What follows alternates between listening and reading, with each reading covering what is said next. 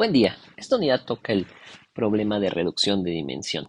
Es un problema de aprendizaje no supervisado, pero también se puede abordar como un problema de aprendizaje supervisado. ¿Para qué se quiere reducir la dimensión? Se querría para visualizar si el problema se encuentra en una dimensión superior a 3, o también se podría porque algunas de las variables no están relacionadas a la respuesta, y entonces se querría eliminar esas variables. Se empieza con la selección de variables basándonos en estadísticas. Se utiliza el problema que hemos estado viendo, que es un problema sintético, si no lo recuerdan aquí lo pueden ver, problema sintético de 3 clases en 2D. Y para ejemplificar el uso de selección de variables, lo que se hace es generar una nueva variable. Esta nueva variable que se le va a añadir a todos los elementos de este problema. Y la idea es que el algoritmo de selección debe de ser capaz de identificar esta variable que no existe. Esta variable no, que no existe, esta variable que no está relacionada al, a las clases. Entonces, este paso este procedimiento es un procedimiento de aprendizaje supervisado porque se van a ocupar las clases para identificar cuáles son las variables que no están relacionadas. Si se observa D en, en este código, se puede ver que D está en, en, en, en R3, está en 3 dimensiones, donde la última variable es la variable que no está relacionada al problema, que es la que se creó en ese bloque de código. Como se puede ver las medias, de la media para la clase 1, la media para la clase 2, la media, para la clase 3 y para la clase 2. Esas son las medias. Y lo que sabemos, porque es un problema, lo que se sabe, porque es un problema de sintético, es que esta media, esta media y esta media son las mismas. Es la misma porque provienen de la misma distribución y no están relacionadas a la clase. Para identificar que esas 3 medias son las mismas, lo que se usa es una prueba estadística. Se va a usar una prueba estadística eh, no paramétrico, que es esta. Esta prueba estadística lo que identifica es si las muestras provienen de la misma distribución y si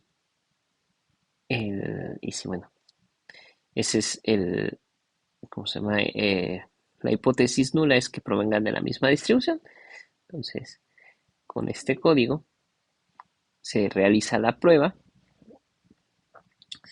se observa que aquí en esta parte es donde se están seleccionando los elementos. Estas son las etiquetas, estas son las clases.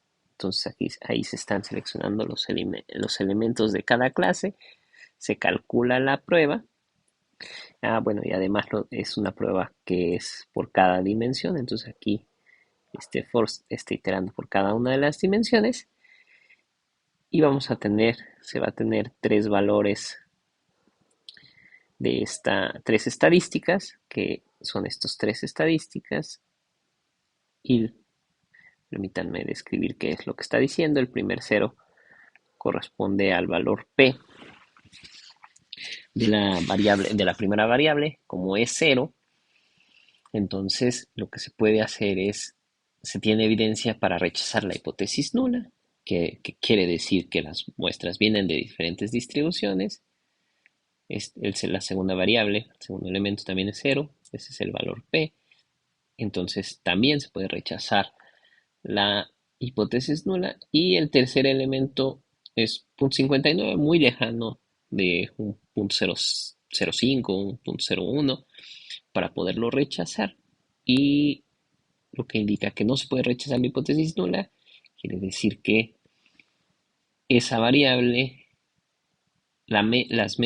provienen, de acuerdo a esta prueba estadística, de la misma distribución.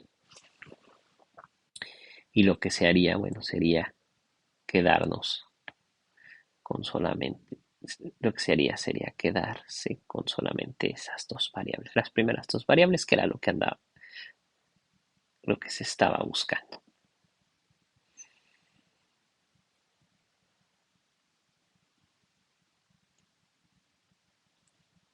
Ahora,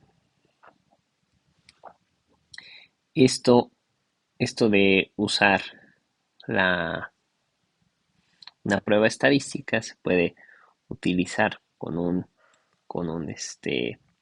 ya con un método de escalero, que podría ser este, donde nos dice que se quieren seleccionar las mejores eh, características, las mejores entradas, dada una función de score. La función de score bien podría ser Wallis, si se está hablando de un problema de clasificación, donde tenemos clases, pero bueno, si se está hablando de un problema de regresión, otra función que se puede utilizar es esta. Y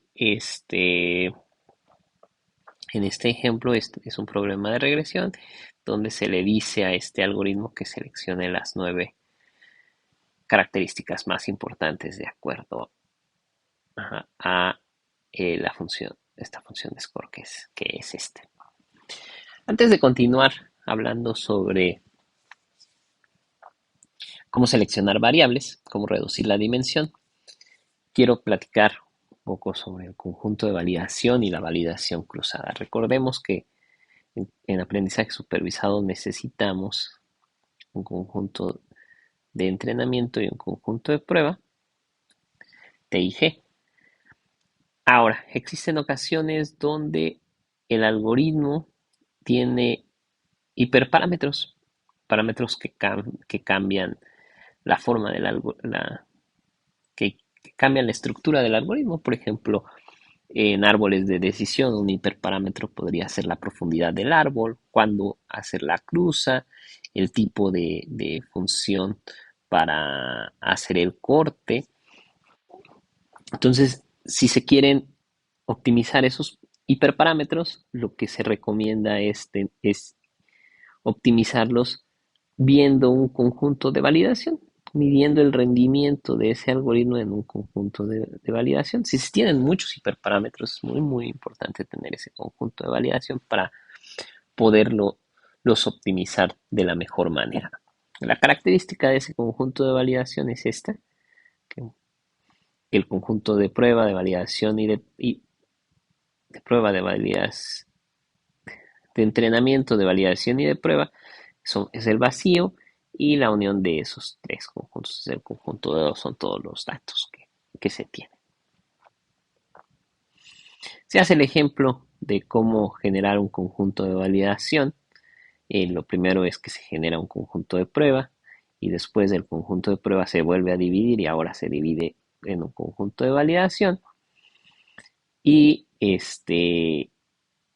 y bueno, con eso lo que se trata de ejemplificar aquí es cuál de los dos algoritmos es mejor, ¿no?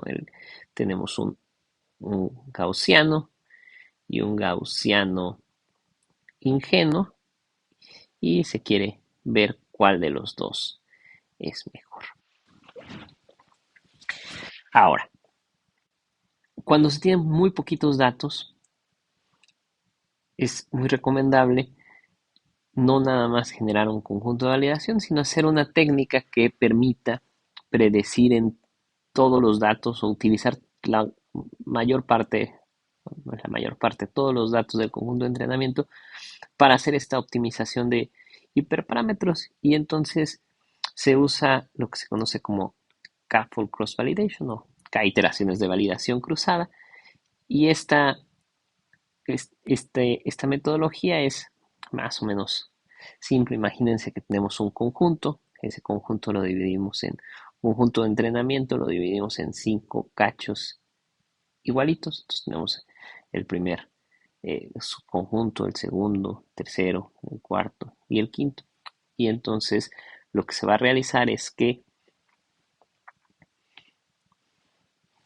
se va a utilizar cada uno de esos conjuntos como un conjunto de validación. Entonces, en la primera iteración, por ejemplo, se puede decir, este es el conjunto de validación y todo este es el conjunto de entrenamiento. Para, para este par se calcula el rendimiento 1 y luego se mueve el conjunto de validación. Entonces, simplemente para que no se vea que tiene que tener un cierto orden, entonces este sería el nuevo conjunto de validación y el conjunto de entrenamiento es este más este cachito. Y con eso se mide el rendimiento, entonces se tiene un rendimiento 2 y se vuelve a mover el conjunto de validación. Ahorita le toca a este, entonces este más este es el conjunto de entrenamiento y con eso se tiene un rendimiento 3.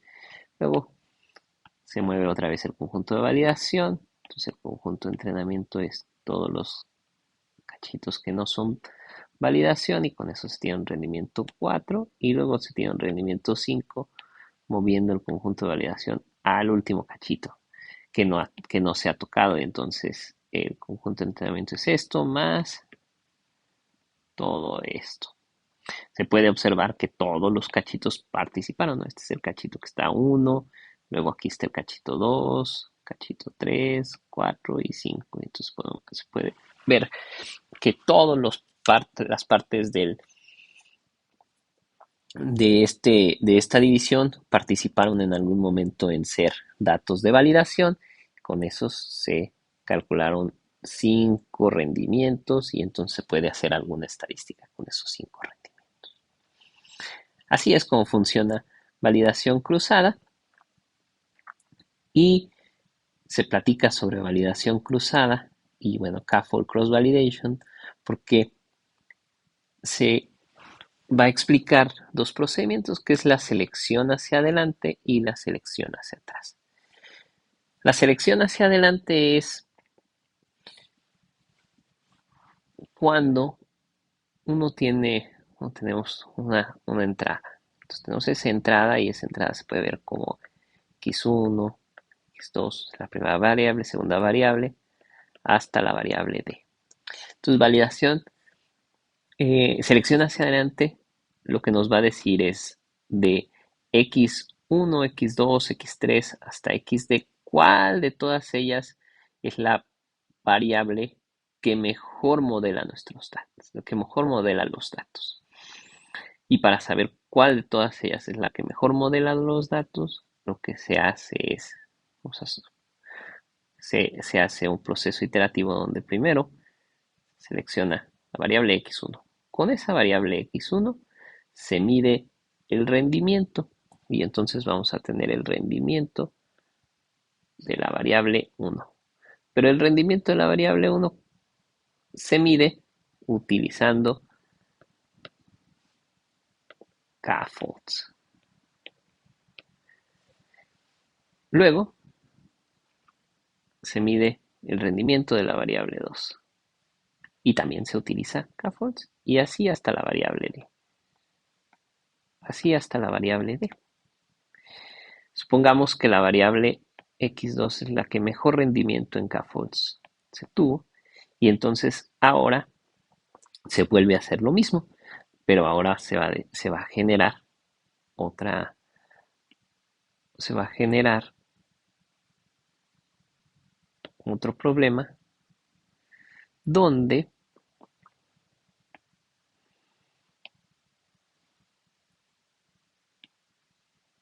se va a generar otro problema donde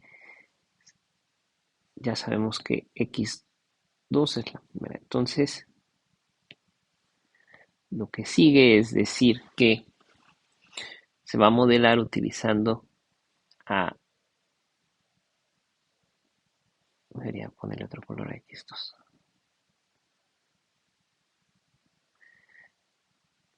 Se va a utilizar a x1 con x2. Entonces vamos a tener ahora el rendimiento voy a poner primero x1 con x2. Y este rendimiento se va a medir también con kfolts. Luego se va a medir este R de 1, de 2, 2 no importa, entonces tiene que ser 3, 2 y así de el rendimiento de D con 2. Ahora, vamos a suponer que el mejor rendimiento que se tiene es un cuadrito que está aquí. No sabemos qué es. Este cuadrito que está aquí es el mejor rendimiento. Si este rendimiento es mejor que el anterior, entonces seleccionamos a esa variable. Entonces tendremos ahorita a x2 y la variable cuadrito. Y volvemos a hacer lo mismo. Así hasta que ya no se mejore el rendimiento y ese selecciona hacia adelante donde el rendimiento se hace con kfolts. Selecciona hacia atrás, trabaja a la inversa.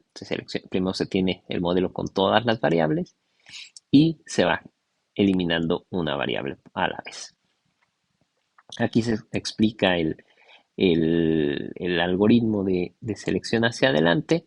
Se presenta, se presenta en este histograma cuál es el rendimiento para cada una de las variables. Entonces, este es el rendimiento cuando se selecciona la variable 0, este es el rendimiento cuando se selecciona la variable 1, 2, y el mejor rendimiento es cuando se selecciona la variable 27, que creo que es este, aquí está, y ese es el mejor rendimiento.